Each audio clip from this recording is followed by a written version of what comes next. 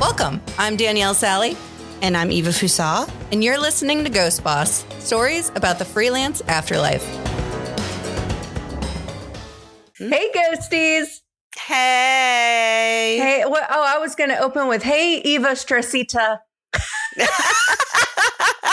Y'all seem to really like the fact that I say Stressita when I'm upset. And I guess that really resonated for people who don't talk to me a lot. If you talk to me a lot, you have heard the word Stressita so many times. I think it entered my lexicon, I think is what it's called, like a year and a half or 2 years ago. But Eva is Stressita is something many of you are familiar with. Yeah. And if you're not, welcome. Well, and I put a poll up to see if people think I should answer with that. And I don't think I saw the poll. Oh yeah, I put it on my personal account. They're all for it, Eva Stressita. So I might add it. I was also just completely, I don't know. I'm not completely surprised because I mentioned it, but the amount of people who were like, yeah, you do always seem calm. And I'm like, to who? Like, obviously, I've never worked with you all because I know why you think I'm so calm, but also, I guess, good for me. I have no idea. I don't think I'm a calm person by any means. Yeah, I had notes on that. I was like, I wouldn't call myself calm, but I think I'm the calmer of the two. So the fact that it doesn't read like that, I thought was hilarious. I was like, I know. Oh, okay. Exactly. Speaking of Eva is Stressita, somebody gave me a suggestion for our next round of stickers. Okay. Yes. So it's not that they haven't loved the ghost sticker. Like everybody loves the ghost sticker. But somebody made the suggestion specifically before we go to Admerica in Pittsburgh is to make different stickers with like a handful of our like catchphrases. So like, so what made me think of it is Eva is Stressita should be one of them. Absolutely. And is it a lifeguard meeting? Maybe with a pair of shorts, right? So I'm sure you have some. Yeah, of course I think of just two for me because that's just, that's just how I do. But I'm sure you've got some too. So yeah, maybe we should do a variety of Ghost Boss stickers for I like this. Admerica. And we can get a whole sheet of them made and then bring those. I like this plan. Yeah. I'm here. Well, so a sheet would be cool. I was also thinking of just doing like individual ones and seeing if anybody can collect them all from us. Oh, there we go.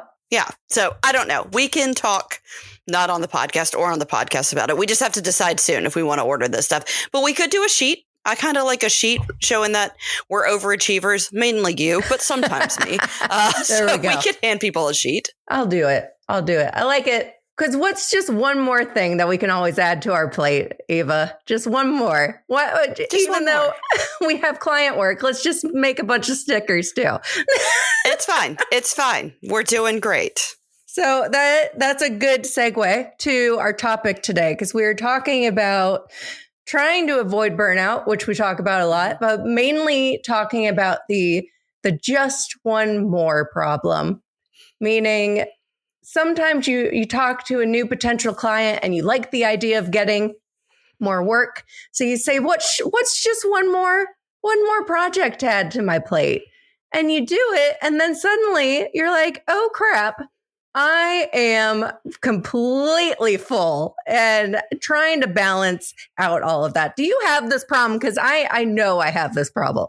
This just reminded me that I volunteered to design a T-shirt for AAF that's due on Friday.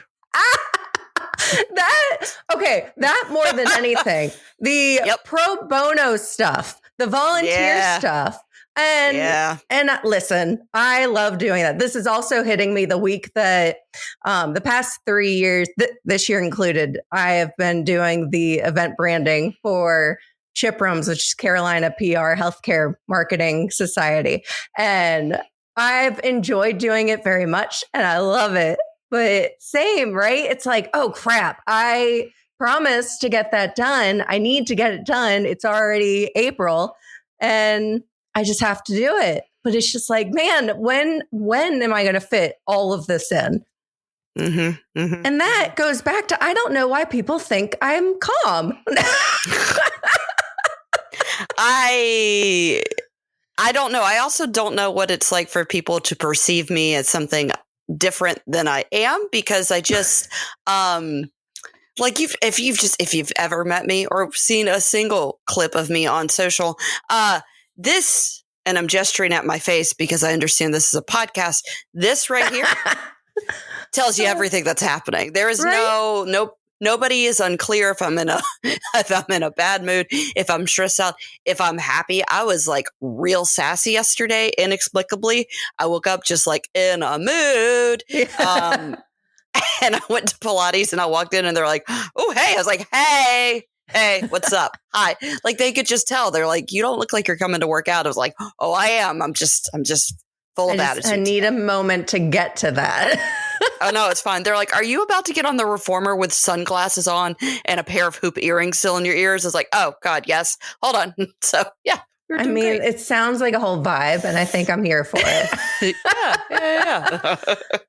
I don't know. I mean, I think the pro bono stuff's tough because, usually we're doing it because we know someone, right? And we want to help them out. We want to do it for them. Sometimes it's just good exposure. Like the Chipram stuff, it's a whole new audience that I can get my creative work in front of. So it's great. But it's just squeezing it all in. But then on top of that, sometimes even with client work, sometimes it's just tough to figure out, okay, can I take on this project? But then for me, and I'm sure you're like this too, it's that mindset of like, well, I don't want to tell them no and risk not getting the project at all. And then maybe my project shift next month because other clients' projects are shifting and I could have taken it on. So it's just this fear of like, but I don't want to tell them no. Unless I know it's just the absolute wrong fit or just I can't fit it in. But I don't know. I just get this worry. But then at the same time, I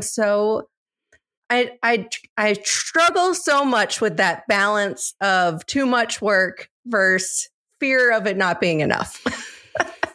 Yeah, I just, I mean, I know my business is 5 years old now, so like it feels weird sometimes to talk about my business is just too young to turn down stuff, but like it is not that old. I mean, I don't know. I have overpromised a few times and unfortunately like dropped the ball. It hasn't happened a ton, but it has happened a couple times where I wasn't given a real deadline, or I was told like get to it when you get to it, or the conversation was real like loose. And so I was not great about following up. And so there are a couple things that I lost that I probably would have been better suited rather to just like be more transparent. But also in all those scenarios that I'm thinking about immediately, when I was looking ahead, I was like, yeah, I have time to do that. And then the last minute stuff came in for like existing clients or like stuff where people like came to me and like had like a real deadline for me to look at. So yeah, I'm guilty of it. I mean, I think me like overcommitting and not being able to like actually do what I said I could do has only happened like maybe 1% of the time. Like this is not a pattern for me. But then like anytime I feel anxious about it, I remind myself, I'm like, you always get it done. Like you always get it done. And like sometimes that is asking, for a little bit of an extension or figuring out what can move around, or like, I think I've talked about this before. Like sometimes, if something's due at the end of the week, I'll get clarification on whether or not that can be first thing Monday morning. And then I can work on it over the weekend, because like if something's due by Friday at 5, are you at your computer waiting for it Friday at 5? Or is it so you can look at it Monday morning? Because if it's just so you can look at it Monday morning, then it buys me some time. But then it might be like, well, actually, no, I also work on the weekend. So I was going to look at it on Saturday. Right. So it's just a matter of a conversation. But yeah, I do too much. I'd be doing too much. No matter what, we just do I'd be doing too much. We do too much. You mentioned the thing about Friday PM versus Monday AM. I have become the queen of saying, hey, can I have till Monday AM? Meaning I will probably work on this over the weekend because I simply cannot get to it today. In most cases, though, to your point, if it was a Friday PM project, Monday AM's probably A-okay. Yeah.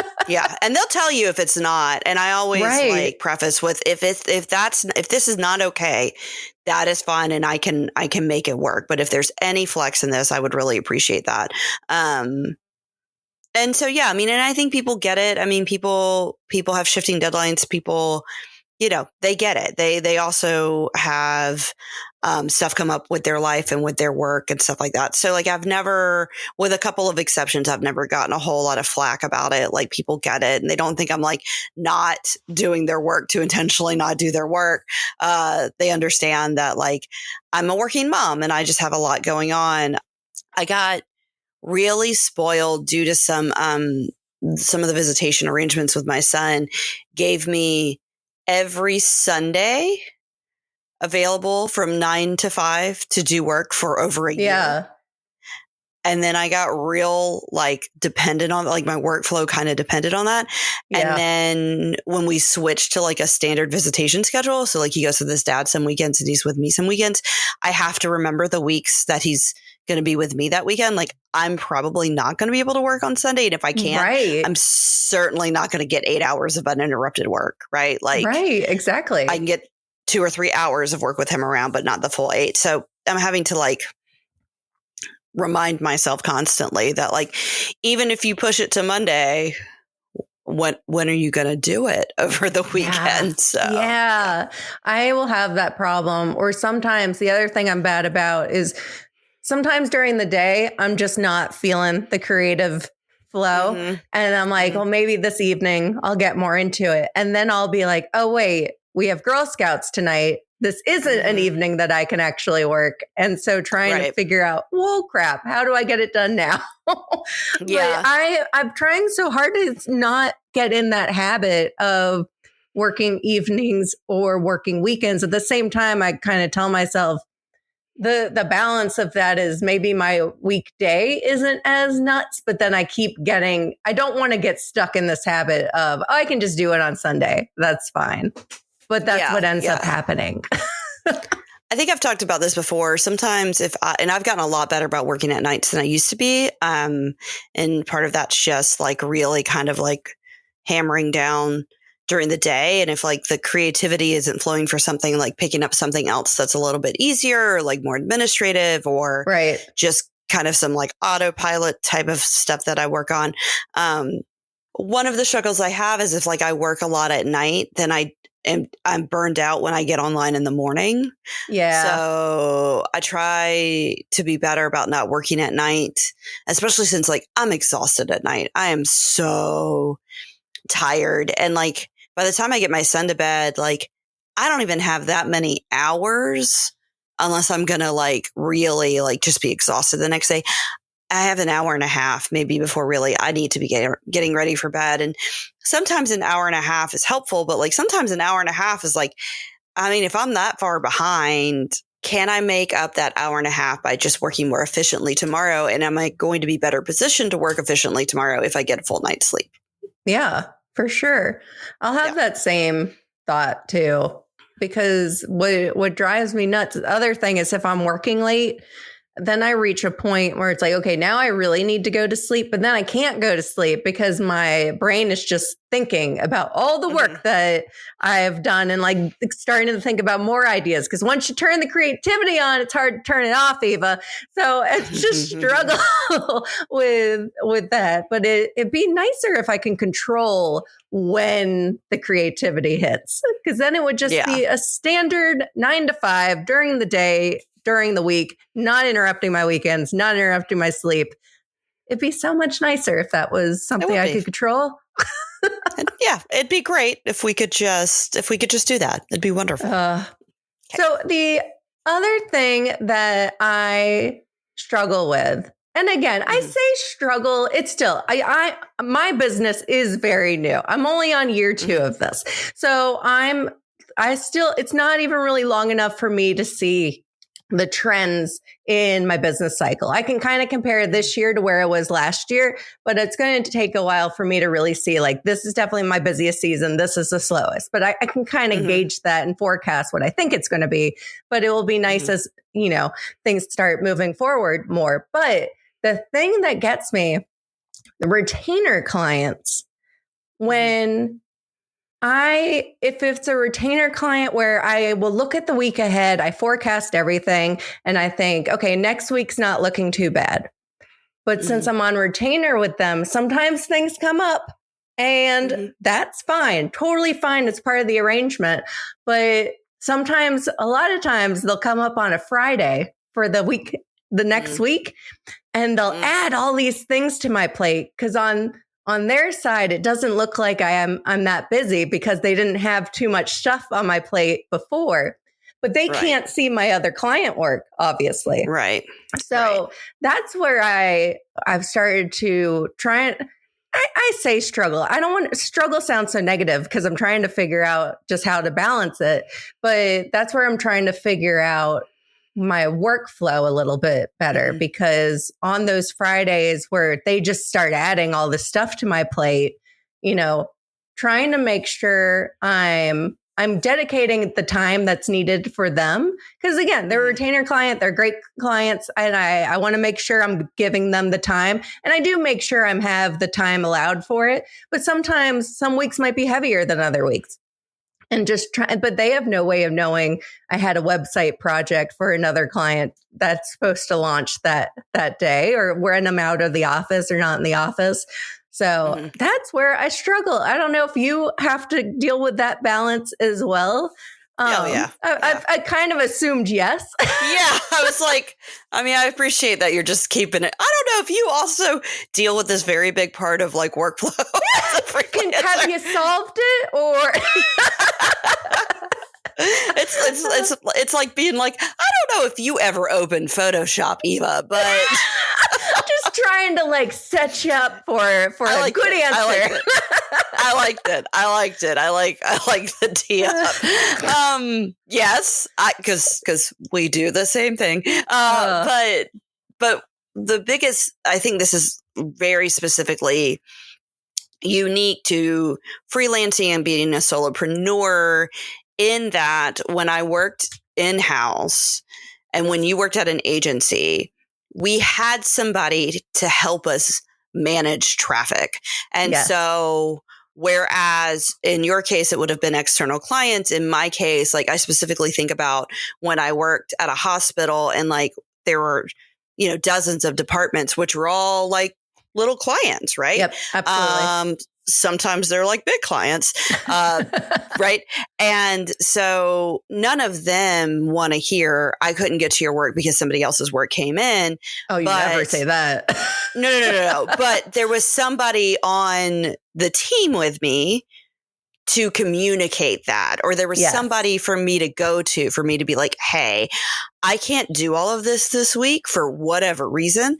And so I need you to help me prioritize what has to be done and what like as wish lists can be done and what can be moved. And then I also need you to help facilitate that communication to whoever needs to know that information. Right. Right. And that's the biggest challenge for me, because it's not that I didn't experience this in my corporate life. I certainly did. The difference is now is I'm the only person here to deliver the news, and I'm the only person here to move the work around. I no longer have that project manager and account manager to protect me. Correct. That's right. That's right. And like, for me, it was like my boss, right? Sometimes it was like the VP of communications or whatever, or the marketing director or what have you. But also we don't have a second set of creatives or third set or fourth set or however many people were on your team. We don't have somebody that we could pull in and be like, hey, can you do this? Because like sometimes the work that I was handing off was stuff that like people would look at me and be like, I don't understand why you're doing this. Like, we're going to get somebody who like, because this is not like design related. It's not specific to your like skill set. So we're going to get somebody else to type that, or we're going to get somebody else to do whatever.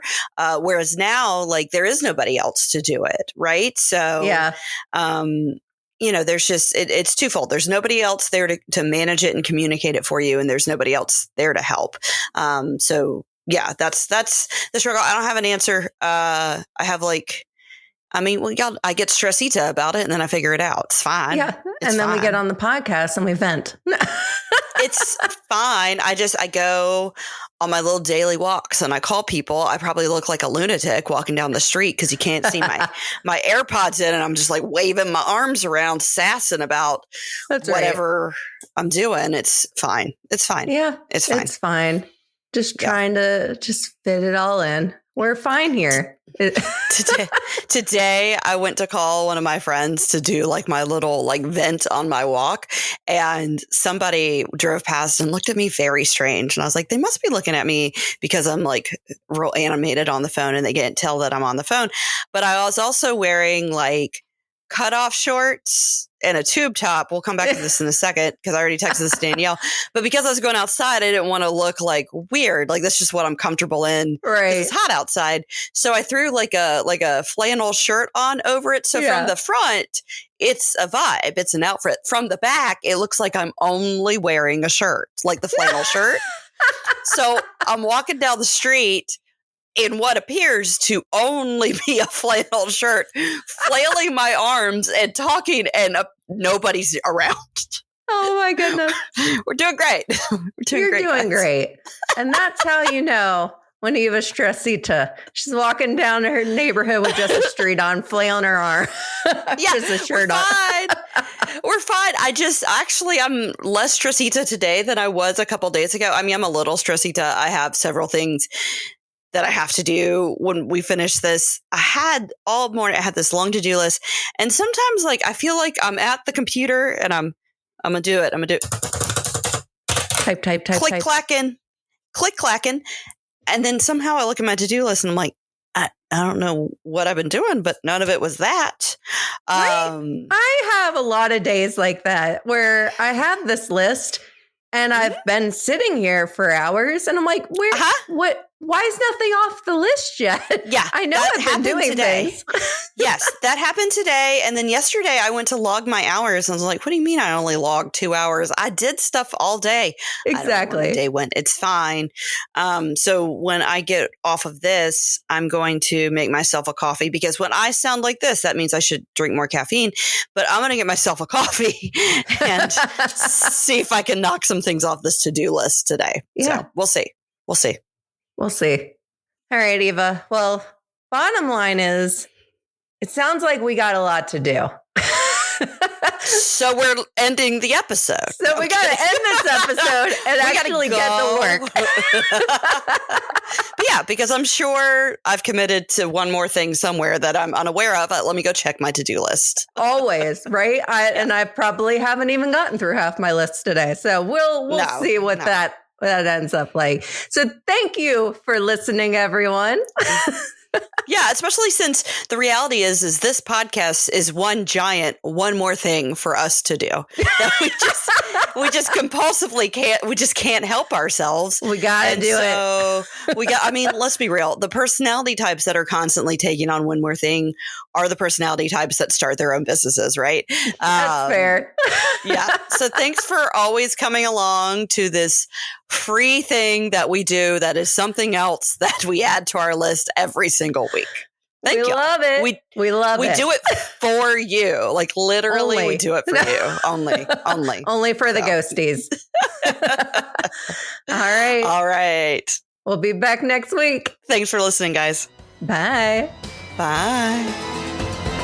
Remember to follow us on Instagram at Ghost Boss Podcast. And also please like and review us on your favorite podcast app.